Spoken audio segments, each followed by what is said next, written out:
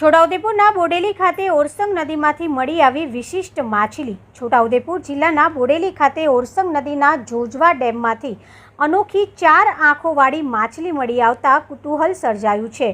એક આદિવાસી પરિવાર 1.5 વર્ષથી કરી રહ્યું છે આ માછલીનું જતન। જ્યારે તેને જોવા લોકો આવતા હોય છે। ખાસ કરીને દરિયામાં જોવા મળતી આ 4 આંખોવાળી માછલી બોડેલીમાં જોવા મળતા પ્રજામાં ભારે આશ્ચર્ય ફેલાયું છે। બોડેલી તાલુકામાં આવેલો યોજવા આડબંધ સૌથી જૂનો આડબંધ છે, જેના 4 આંખોવાળી અનોખી માછલી મળી આવી છે।